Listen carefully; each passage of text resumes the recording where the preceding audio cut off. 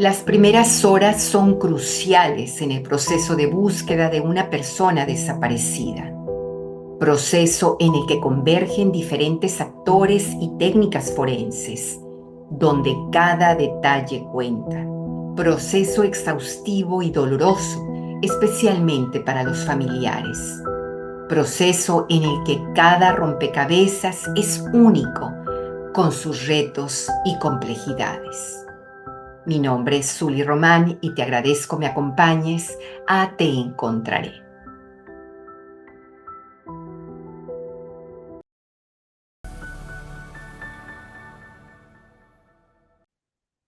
Te doy la bienvenida a este nuevo episodio de temporada de Te Encontraré, espacio en el que compartimos rostros e historias de niños y jóvenes desaparecidos, espacio en el que nos adentramos también al fascinante mundo forense con la participación de expertos en el tema. Y en esta nueva oportunidad agradezco a Alejandra Marlene Gómez, doctora en gestión y resolución de conflictos en menores, familia y justicia terapéutica, así también como especialista en derecho de menores. Mi invitada es también profesora en la Facultad de Derecho de la Universidad Nacional Autónoma de México, UNAM, y autora de libros y artículos especializados en justicia penal para adolescentes. Esto solo por mencionar parte de su vastísimo currículo. Bienvenida, Alejandra, bienvenida. Un honor contar con tu presencia en este espacio, en esta serie de temporada que hemos titulado Rompecabezas, Rompecabezas forense, en el que hemos venido abordando áreas de investigación, las piezas que confluyen en la búsqueda de un desaparecido. Y hemos llegado a ti y comencemos sin más. Hablemos de los menores en situación de desprotección o víctimas de conflictos sociales. Tú eres experta en este campo. ¿Son ellos, Alejandra, más susceptibles a desaparecer? Tal vez a huir de casa, a caer en las redes del narcotráfico, de la trata de personas, del secuestro, no sé, de la desaparición. Hola, buenas noches. Muchas gracias por la invitación. Claro, el tema de las niñas, niños y adolescentes en situaciones de desprotección, bueno, vamos a tratar de desmenuzar que estos niveles de desprotección o desatención también es como bastante complejo reconocer cuál es el índice, digamos, de posibilidad de que esto ocurra, ¿no? O sea, ¿por qué le llamamos? ¿Por qué le llamamos, por qué reconocemos la niñez y la adolescencia como una situación de vulnerabilidad en sí misma?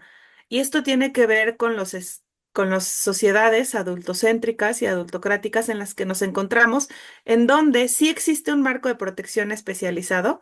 El problema es que todo lo demás no es especializado. ¿A qué me refiero? Las sociedades, nuestras comunidades, al menos en México, la mayoría, funcionan a partir de un paradigma adulto. Está organizado para los adultos y está organizado por los adultos, ¿no? Y entonces, ¿quién establece las reglas de convivencia, las reglas de acción, dónde y cuándo se hacen las cosas? Adultos. Entonces, partiendo de ahí, esa situación, esas sociedades adultocéntricas, lo que hacen es que aquellas personas que no pueden funcionar, que no tienen igualdad de circunstancias para funcionar y participar en esas sociedades, se quedan marginados y son grupos vulnerables, ¿no? Y así tenemos la construcción de la discapacidad como una vulnerabilidad, la niñez como otra vulnerabilidad, la adolescencia, la vejez, etcétera, etcétera, ¿no? La diversidad étnica. Entonces, a partir de ahí debemos empezar a analizar la niñez y la adolescencia como una situación de vulnerabilidad creada por un estado adultocéntrico. Eso es importante porque luego hay gente que dice, es que naturalmente son, no, naturalmente no. Eso es social porque la construcción es social, la sociedad la construimos nosotros. Vale, entonces, esto que comentas sobre las situaciones de desprotección, son situaciones que pueden facilitar. ¿Por qué? ¿Qué significa una situación de desprotección cuando somos niñas o niños? Significa que nadie está cuidándonos, ¿no? Básicamente.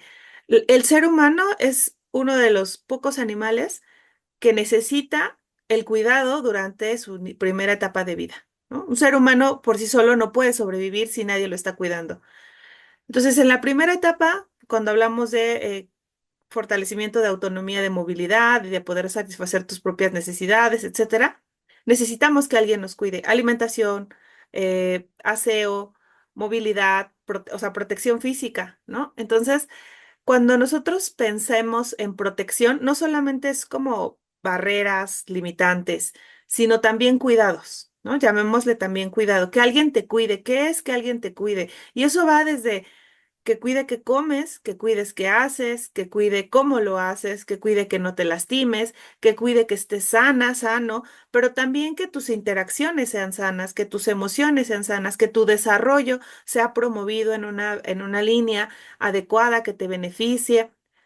Entonces, existen múltiples situaciones que son consideradas situaciones de vulnerabilidad, pero a mí me gusta más pensarlo como situaciones facilitadoras. Por ejemplo, ¿qué ocurre cuando una niña o niño vive violencia en su casa? Violencia, llamémosle física, psicológica, sexual, eh, verbal, económica. Recordemos que cuando somos menores de edad, somos dependientes económicamente de nuestros cuidadores, cuidadoras. Y eso es muy importante, porque esa dependencia debemos ver qué significa para las personas. No solo significa que yo no puedo trabajar o que yo no encuentro trabajo y no puedo sustentarme económicamente. También significa que yo no puedo declararle la guerra ni pelearme con esa persona. No puedo confrontarme con esa persona a la que después le voy a tener que pedir dinero, ¿no? A la que después voy a seguir viviendo en su casa.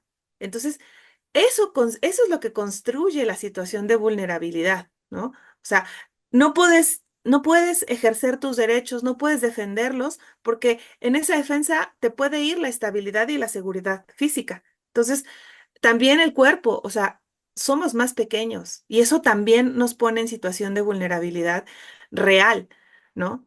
Entonces, bueno, a estas condiciones de facilitación de ser, o sea, el cuidado versus la desprotección, nos pone justamente en situación de ser más fácilmente víctima de una desaparición, ¿no? Recordemos que aunque, por ejemplo, podemos pensar en en las niñeces o adolescencias que salen de su casa porque la situación es insostenible y que van a parar a una calle hostil, a vivir, a hacer vida en la calle, eso también responde, por ejemplo, a la ineficiencia de los estados, ¿no? ¿Por qué la niña o el niño no acude al estado cuando tenemos un sistema de protección?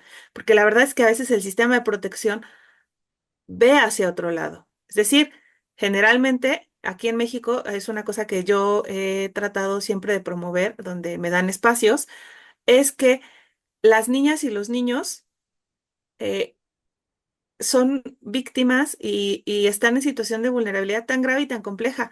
¿Por qué? Porque puede que no estén registrados. O sea, en México puede nacer una niña o un niño y no está, y que el Estado no sepa que nació. Y eso los coloca en una situación de bastante vulnerabilidad ese hecho. ¿Por qué?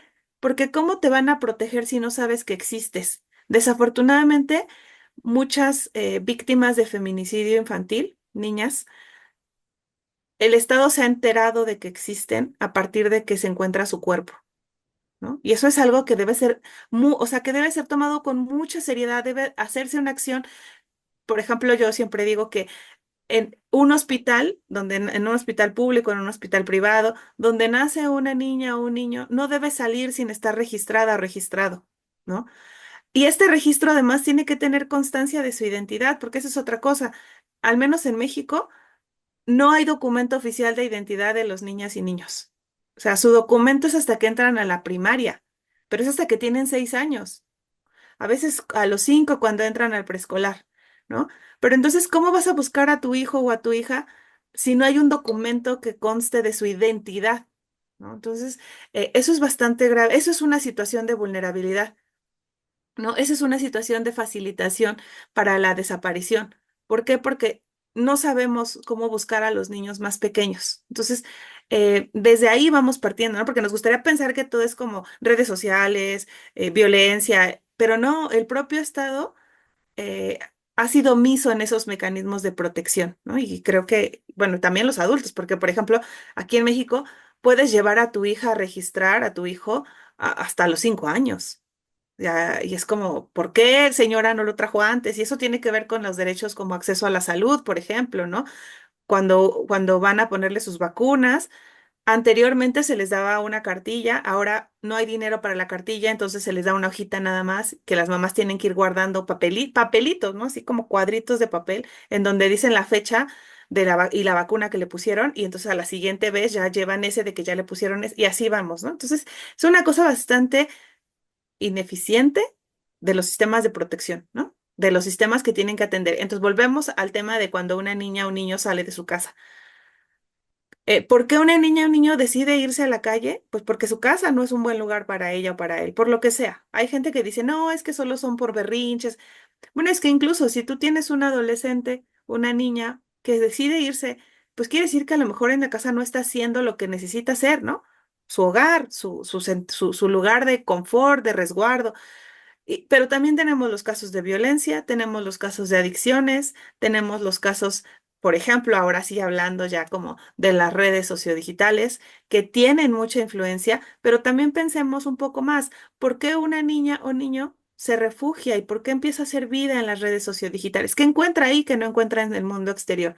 ¿Y cómo es posible que como padres o madres o cuidadores no nos hagamos responsables de supervisar qué es lo que está viendo, ¿no? De estar al tanto, o sea, no se trata de negarle, porque ahora, o sea, si reconocemos que el acceso a la información y el uso de las TICs y la tecnología es un derecho humano, porque en la ley, por ejemplo, en México, en la ley de derechos de niñas, niños y adolescentes, se reconoce el acceso a las tecnologías y a la información y a la comunicación como un derecho de los niños y las niñas. No podemos negárselos, pero sí podemos estar al tanto de ello, ¿no? ¿Qué están haciendo? ¿Qué están viendo? ¿Con quién se comunican?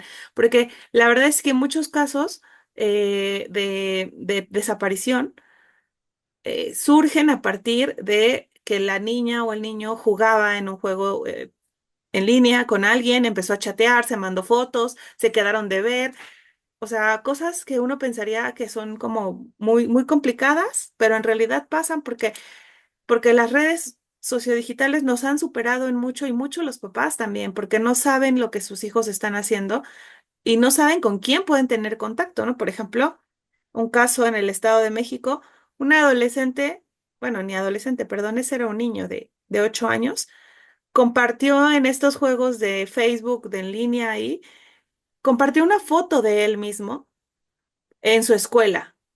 Sin saberlo, estaba compartiéndole a su secuestrador, sí, es a la persona que se lo llevó le compartió sus datos de geolocalización, ¿no? Porque el niño no sabe que esas fotos también comparten ubicación. Entonces él le compartió su foto de dónde estoy y llegaron ahí a la escuela, en la salida se lo llevaron, ¿no? Entonces, eso, por ejemplo, son cosas que a veces los papás y las personas no sabemos porque no estamos metidas en eso.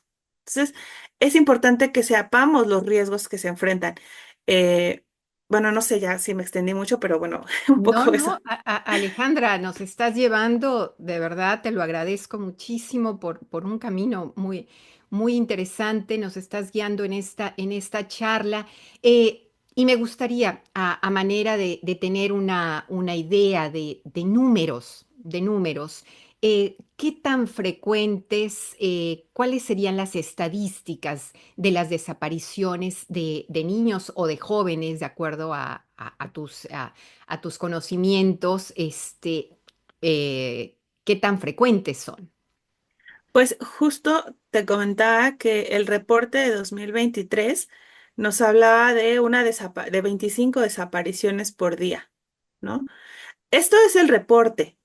Ahora, sí hay que tener bien claro que este número corresponde a un reporte nacional que en México, bueno, es que en México hemos venido luchando por este tema de la desaparición de personas en general pues ya desde hace varios años, desafortunadamente, y una de las cosas que se ha tratado de hacer es como ir separando, por ejemplo, ahora sí un número específico de niñez y adolescencia, sí un número específico de mujeres, sí un número específico de hombres, sí un número específico de desapariciones vinculadas con el Estado, porque desafortunadamente el problema en México de la desaparición es bastante complejo, ¿no? O sea, no es solamente no sé dónde está, sino no sé por qué no está. No sé si me explico. Por ejemplo, esta parte ha costado mucho para sobre todo para las mujeres jóvenes, reconocerles como sujetos de desaparición, porque generalmente dicen se fue con su novio, ¿no? Y a lo mejor, como yo les digo, a lo mejor sí, una mujer adolescente sí se va con su novio.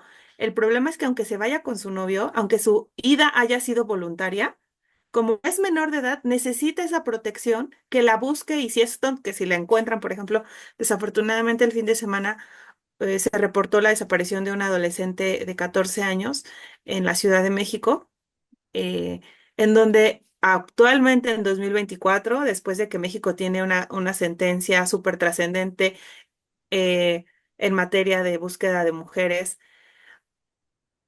la mamá de esta adolescente, la respuesta que recibió por parte del fiscal de investigación fue, se fue con su novio. No se preocupe, señora, porque se fue con su novio. Entonces, este número de 25, la verdad, puede ser bastante relativo, puede ser bastante cambiante, porque en cada entidad federativa tenemos una situación diferente, ¿no?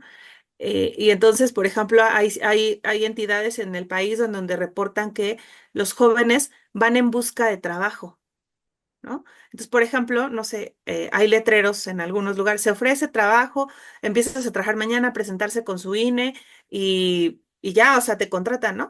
Entonces, eso, ¿cuándo se entera la familia que esa persona está desaparecida? Pues 2 semanas después que no se ha comunicado, por ejemplo, ¿no? Entonces, eso también dificulta mucho, las mismas dinámicas dificultan mucho poder hablar de un número específico, claro. Lo que sí tenemos ahora, por ejemplo, es este número de 25 reportes al día, que desafortunadamente después no se registra como su seguimiento. Pero en México, a partir de la sentencia de González y otros y otras sentencias de la Corte Interamericana, se ha desarrollado estos protocolos nacionales de búsqueda que obligan a las autoridades a registrar cualquier denuncia de búsqueda, de desaparición. Y ya si después aparece porque sí andaba en la parranda y no pudo comunicarse, bueno, pues ya, pero se tiene que registrar de inicio, ¿no? Entonces, la verdad es que tampoco hay que confiarnos tanto de estos números. Claro, claro. ¿Cuáles serían, Alejandra, los tipos, o sea, ya has mencionado, pero cuáles serían los más comunes, los tipos más comunes de desapariciones en México y en específico en México, pero también sabemos que tú eres coordinadora del Observatorio Latinoamericano de Justicia Penal para Adolescentes? Podríamos hablar de Latinoamérica, no solamente de México. ¿Cuáles serían estos tipos de desapariciones? Bueno, una de las cosas que hay que tener muy en cuenta es que así como México es bastante grande y por lo mismo bastante complejo, ¿no? Por ejemplo, los estados que están en la frontera, incluso hay diferencia entre la frontera norte y la frontera sur, los fenómenos sociales que ocurren, ¿no? Entonces, también como hablar de una generalidad sería un poco complicado. Lo que sí se puede es identificar los más, entre comillas, recurrentes o más presentes, ¿no?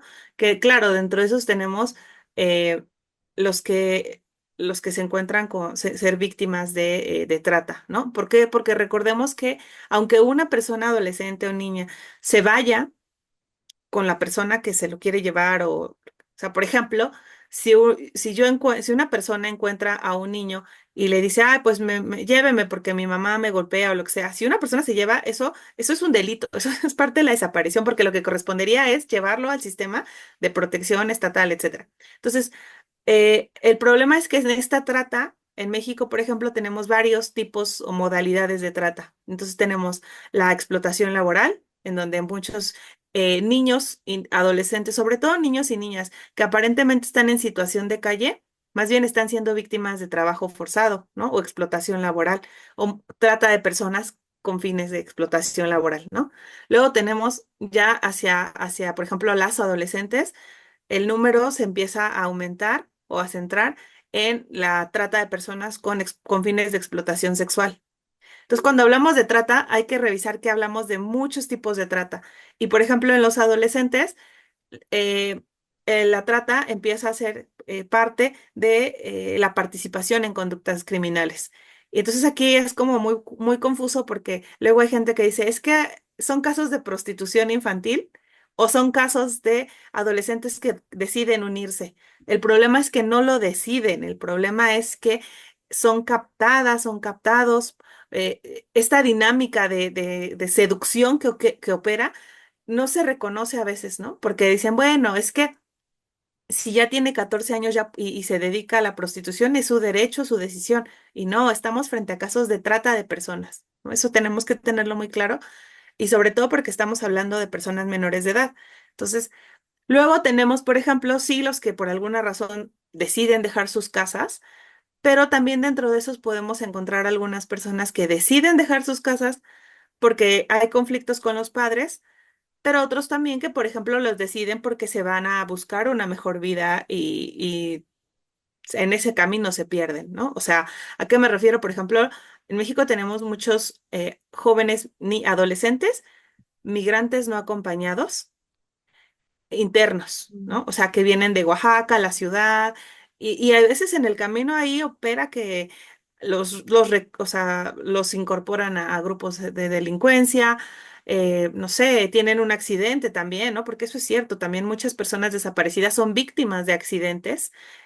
O de enfermedades y terminan hospitalizadas o fallecen, pero también muchos son víctimas de homicidios o feminicidios a consecuencia de otros delitos. No sé si me explico. Por ejemplo, una mujer puede ser puede estar, su caso, su nombre puede sumarse a la lista de desaparición, pero en realidad puede haber sido víctima de feminicidio a causa, no sé, de un noviazgo, de una agresión sexual, que termina en feminicidio y su cuerpo no es encontrado, pero entonces su ausencia se contabiliza en los desaparecidos porque no se ha encontrado su cuerpo, entonces queda en calidad de desaparecida, ¿no? Y eso es el caso, por ejemplo, pues sobre todo en algunos estados del país en donde las mujeres adolescentes, pues sí son víctimas de este tipo de situaciones, ¿no? Entonces o sea, es muy importante que tengamos presente que no hay un solo tipo, ¿no? Que puede haber múltiples. Y que dentro de estos múltiples también podemos tener casos en donde los jóvenes simplemente deciden irse de su casa porque no se llevan bien con sus papás o porque sienten que no tienen ese apoyo o porque sienten a lo mejor presión social. El tema es que como sea, tendríamos que estar generando mecanismos de búsqueda, pero también mecanismos de prevención, como bien señalabas, ¿no? Ya. Por favor, Alejandra, ¿qué es el Observatorio Latinoamericano de Justicia Penal para Adolescentes? Bueno, el Observatorio Latinoamericano es un proyecto del Foro Latinoamericano de Antropología del Derecho en donde trabajamos con expertas y expertos de tratamos de que sea de todo el continente, desafortunadamente aún nos faltan países, ahora tenemos incorporadas a personas de Argentina, de Brasil, de Uruguay, de Chile y de Ecuador, ¿no? Y bueno, México. Y lo que tratamos de hacer es establecer cuáles son las líneas jurídicas para el tratamiento de adolescentes en situación de conflicto social, perdón, de conflicto con las leyes, ¿no? En contacto en los sistemas de justicia, es decir, aquellos adolescentes a quienes se ha acusado de la comisión de un delito. ¿No? Hemos tenido algunos eventos que rodean estos temas. Por ejemplo, tuvimos un evento sobre desaparición de adolescentes, justamente en donde pues, hablábamos de esto, de lo difícil que es analizarlo y comprenderlo en su complejidad social, ¿no? Porque desafortunadamente eh, hay jóvenes que se buscan y hay jóvenes que no se buscan. Lo mismo que hay niños y niñas que no se buscan, ¿no? Por ejemplo, en México hay muchos casos en donde ahora, por ejemplo, con la pandemia, los niños huérfanos de la pandemia, las niñas y niños huérfanos de la pandemia, pues sí se han visto bastante afectadas y afectados porque a veces no hay quien les cuide y salen a la calle, ¿no? Y entonces son niños y niñas que se quedaron solas, que a lo mejor si hay alguien, por ejemplo, ¿no? Hay casos en donde la abuelita es la que la cuida, pero la abuelita tampoco se puede cuidar a sí misma y entonces la niña empieza a buscarse la vida de cómo puede y eso la hace justamente eh, pues ser más eh, víctima con mayor facilidad, ¿no? Es tener estos factores facilitadores para la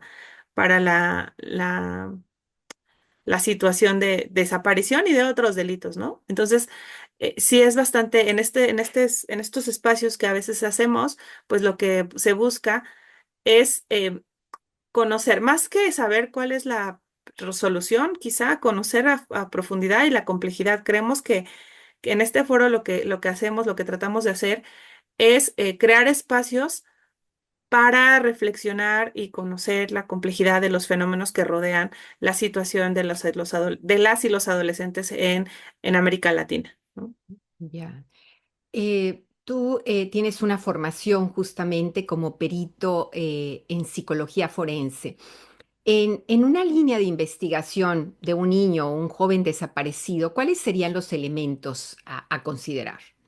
Claro, bueno, los elementos a considerar desde la psicología, pues sería, debería hacerse una entrevista a la familia, pues justamente para poder saber dónde se estaba moviendo la persona, ¿no? Evidentemente, cuando son niñas o niños, es un poco más fácil que cuando son adolescentes, porque cuando son niñas o niños, pues generalmente estamos con los pares, se está hablando de las redes sociodigitales, pero cuando son adolescentes empiezan ya incluso a desarrollar mecanismos de privacidad.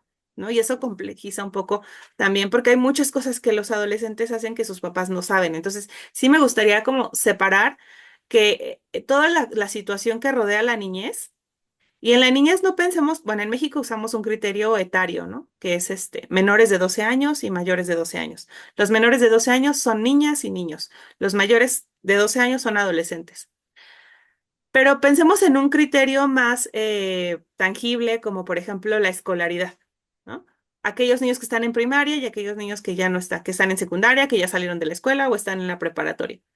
Entonces, pensemos, por ejemplo, en materia de psicología específicamente, ¿qué podríamos hacer? Se prevé que una psicóloga o psicólogo, aquí el protocolo adicional habla de psicólogo infantil, ¿no? Pero evidentemente, pues pensemos en un psicólogo especializado en niñez o en un psicólogo especializado en adolescencia. Ahora bien, ¿qué tiene que tener la formación de esta persona?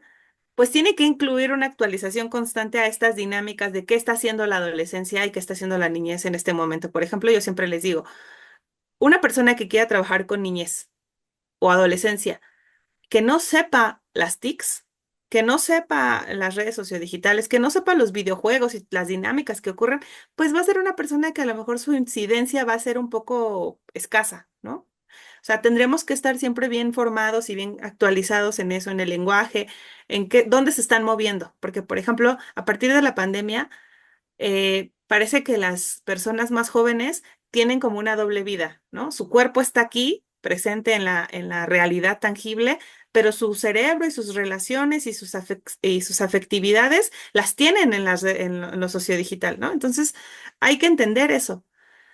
Eh, Porque justamente esta persona psicóloga experta que interviene en la búsqueda, pues es a partir de entrevistas a sus papás que él va a poder obtener información de sus dinámicas. El problema es que luego nos encontramos con que los papás no saben nada de sus hijos, ¿no? O sea, por ejemplo, ¿qué páginas usa? Pues no sé. ¿Qué juego usa? Pues no sé, ¿no? Entonces, ¿quiénes son sus amigos? Pues no sé, ¿no? Y entonces justamente una persona en este caso en la búsqueda lo que haría sería una reconstrucción de esos ámbitos donde se mueve, pero también donde, o sea, donde se mueve me refiero donde se relaciona, ¿no?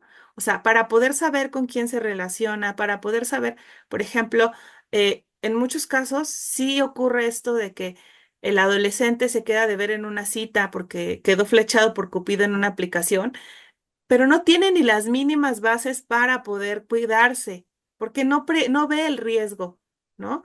Entonces, esa parte tendría que estar haciendo la psicología.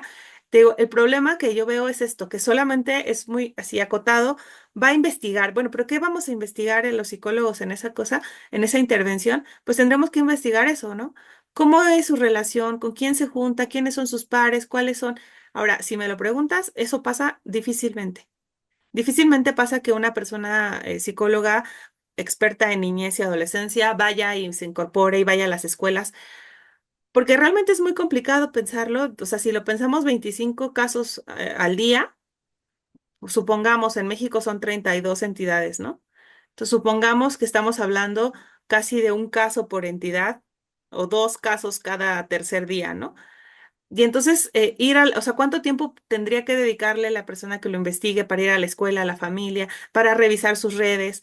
Ahora, por ejemplo, no sé, parece que es un reto hacer las contraseñas más complicadas y que tus papás sepan menos de ti. Y entonces eso también complica porque luego, pues los papás no tienen ni idea de, por ejemplo, hay papás que no saben que sus hijos tienen teléfono celular, ¿no? O sea, ¿y de dónde lo sacó el niño?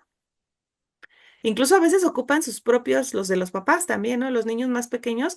El otro día estaba yo en una presentación de casos de desaparición y dice una de las investigadoras, ¿no? O sea, el niño de 7 años usaba el teléfono del papá para chatear con otra persona, ¿no? Y el papá nunca se enteró. ¿No? Porque justamente le dicen, ah, pues sí, ve videos de YouTube, sí entra, pero no sabemos en realidad qué están haciendo. Ahora, ¿qué podría hacer en esta parte de la investigación? Te comentaba, en México hay un protocolo eh, que es un protocolo adicional para la búsqueda de personas menores de edad, que justamente establece que la participación del psicólogo o la psicóloga va a ser encaminada a ayudar a construir líneas de investigación. ¿No? Básicamente, ¿a partir de qué? De conocer el contexto de la niña, niño o adolescente desaparecido. Entonces, esa es la única parte, porque todo lo demás ya va en un primer momento en dar asistencia psicológica a la familia de la persona desaparecida y en un segundo momento, cuando aparece la persona desaparecida, darle atención psicológica a la persona desaparecida, ¿no? Pero en la línea de investigación, en la conformación de la investigación, la participación va encaminada a ayudar a trazar líneas de investigación para la búsqueda. Ya. Tú como experta en resolución de conflictos, definitivamente podemos hablar de prevención. Hablar de prevención. Em, sí, yo creo que sí se puede, aunque es muy complicado. Porque, ¿a qué me refiero?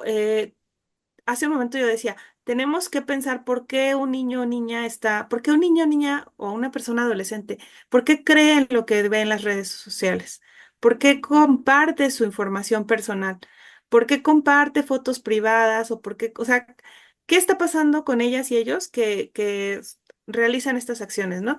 Muchos decían, ah, la locura y así, pero es que no nos damos cuenta de que lo que les podemos ofrecer en la realidad, ¿no? En la parte análoga, no les satisface, porque no es lo que ellos buscan, ¿no? Entonces, por ejemplo, sí podemos hablar de prevención, pero una de las cosas que yo siempre he buscado y he propuesto es que primero se les escuche. O sea, no podemos pensar, por ejemplo, tú y yo, decir, vamos a hacer una campaña de prevención y vamos a ir a las escuelas a decirles, mira, es súper riesgoso, ¿no? ¿Por qué?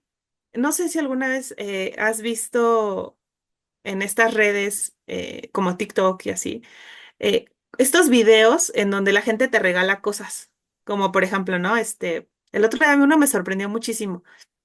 Iba un hombre adulto con dos niños en un centro comercial y llega un desconocido y le dice, acompáñame a mi carro y te compro lo que tú quieras.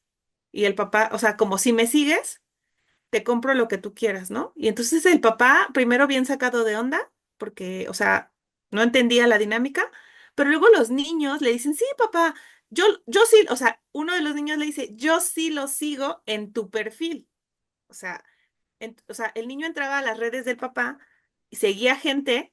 Y entonces le dice, yo sí lo sigo en tu perfil. Entonces el niño le quita el celular al papá, abre el perfil del papá y busca o el hombre el TikTok, no es que no sé, influencer, y lo busca y le dice, mira, aquí está, ¿no? Entonces le dice, ah, sí. El punto es que el papá con sus dos niños acceden a ir al estacionamiento de un centro comercial con un desconocido en la noche. Entonces, claro, un niño ve eso y va a pensar que está bien confiar en las personas, ¿no? No ve el riesgo, no lo contempla, no lo conceptualiza. Entonces, de nada va a servir que nosotros vayamos a una escuela y les digamos, no vayan con desconocidos. ¿Por qué? Porque las redes les están diciendo que está bien, ¿no? Recordemos que para el uso de las redes sociodigitales hay que tener un punto de crítica en el sentido de que eso no es la realidad. El problema es que muchas personas jóvenes y adultas también creen que es la realidad, ¿no? Y creen que está bien eso. Entonces, si nosotros vamos y les decimos, ay, hay mucho, está muy feo y no vayan con desconocidos, pero luego ellos ven a desconocidos que regalan cosas y que regalan cosas carísimas. Honestamente, yo no sé si sea cierto o no, no es el punto, pero o sea, lo fácil que es, a mí me sorprendió lo fácil que es llevar a un hombre adulto con dos niños a un estacionamiento solo. O sea, ¿dónde está el autocuidado del propio papá, no? O sea, ¿cómo es capaz que somos capaces de bajar nuestras defensas de autocuidado de una manera tan rápida? O sea, eso me sorprendió. Entonces, sí, claro, hay que hablar de prevención, pero la prevención implica una responsabilidad de involucrarnos con las personas. O sea, de ir y preguntar. Por ejemplo, esto que te comentaba sobre los carteles de trabajo. ¿De qué va a servir decirle a la gente, no vayas si no conoces, cuando la gente lleva 6 meses desempleada? O sea, sería irreal decirle a la gente, ten cuidado con las ofertas de trabajo, ¿no? Por ejemplo, en México, que también en estos informes de la ONU he leído que ese es un caso bastante recurrente en el tema de mujeres, que las citan en lugares como bares o así, pero están cerrados, ¿no? Y entonces entran por una puerta de atrás y no sé qué, y, y pues ahí las son víctimas de trata, o sea, se las llevan, ¿no? Y claro, porque eso tiene que ver y responde a una situación de necesidad de encontrar trabajo. Entonces, si nosotros no atendemos las causas reales porque no las conocemos o porque no queremos verlas, vamos a pensar que con letreros, con carteles, con videitos que digan, ah, ayúdanos a prevenir la trata, no confíes. Sí, pero cuando estamos en una realidad de necesidad económica, de necesidad de comer y de vivir, o sea, de tener dónde vivir, pues todo eso baja tus defensas de autocuidado, ¿no? Porque claro, a lo mejor a nosotras, si nos citan en un lugar ahí en una zona rara que conoce, pues vamos a decirle a lo mejor, ay, acompáñame, papá, esposo, novio, amiga, o sea, mamá, ¿no? Pero cuando la gente está en situaciones precarizadas socialmente, todo esto disminuye y eso facilita ser víctima, ¿no? O sea, entonces yo creo que la prevención sí es posible, pero no solo la prevención adjudicada a Zuli, evita ser víctima de, o sea, no seas víctima tú, Zuli, de trata, ¿no? No seas víctima de desaparición, sino atender las causas que te pueden colocar en situación de ser víctima. Sería como lo más ideal, no solo decirle a la gente, la trata es real, la desaparición es real, ten cuidado, ¿no? O sea, no, porque eso no basta. Claro, claro. Alejandra, realmente es un placer escucharte, es un Pues, verdadero placer escucharte. ¿Algo más que quisieras agregar antes de despedirnos? bueno, pues para quienes escuchen esto y tengan niños, niñas, adolescentes, tanto en sus vidas como en su trabajo, recordemos que la protección de niñas, niños y adolescentes es un tema de corresponsabilidad social, ¿no? No porque yo no tenga hijos, no voy a cuidar aquellas niñas o niños con los que yo trabaje o con los que tenga alguna interacción. Entonces, siempre hay que pensar en que cualquier persona puede ser víctima de un delito de estos. Siempre hay que hablar de la realidad, de los peligros y los riesgos, ¿no? No, no en un sentido de, ay, qué miedo, no uses redes sociodigitales, ¿no? No, no, no, sino en un sentido de cuídate. O sea, desarrolla técnicas de autocuidado, habla, conoce a tus niños, conoce a tus adolescentes, a tus niñas, ponles atención. Yo sé que es muy complicado en este mundo donde la mayoría de las personas vivimos en situaciones de dificultades económicas, de explotación laboral, digo, no sé cómo sea en otros países, pero en México, por ejemplo, las familias que trabajan 12 horas, los papás no ven a sus hijos, ¿no? O sea, saben que están ahí dormidos, pero no saben qué hicieron durante todo el día sus hijos o sus hijas. Entonces, hay que hacer un esfuerzo para poder crear vínculos ¿no? De comunicación, de cuidado, no porque sea responsabilidad de las víctimas, ¿no? O sea, eso siempre hay que tenerlo muy claro. O sea, una víctima, su familia, no es responsable de este tipo de situaciones, en el sentido de delitos, ¿no?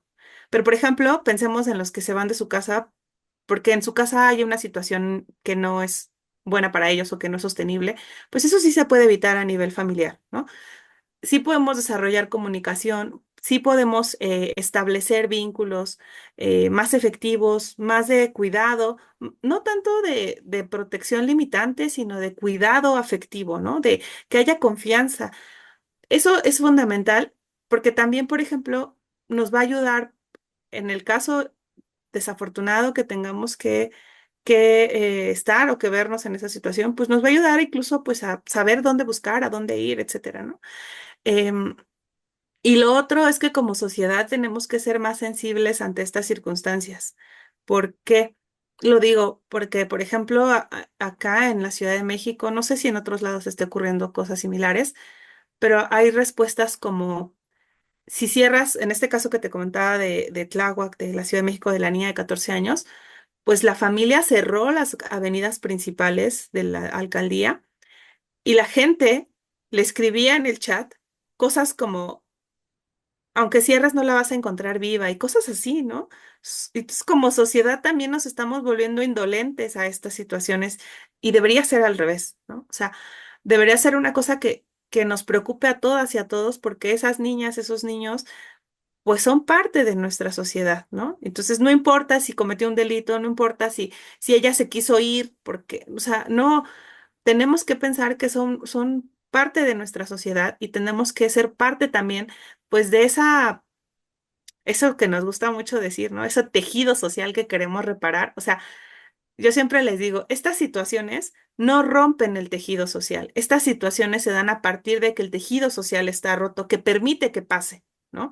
Entonces, yo lo que les diría para terminar ya es justamente generemos más conciencia de los riesgos que enfrentamos, que enfrentan las niñas, niños y adolescentes, pero también generemos más acciones de protección, ¿no? Acciones en donde no soy yo responsable de que no se desaparezca ninguna, pero sí puedo dar información, sí puedo ayudar en los temas de búsqueda, sí puedo decirles, sabes que hay un protocolo que hace esto y que tú puedes ir y pedir y que tú puedes aportar información, etcétera, etcétera, ¿no? Creo que en eso sí podemos participar para, pues, que en algún momento ya no haya más casos de estos. Muchas gracias.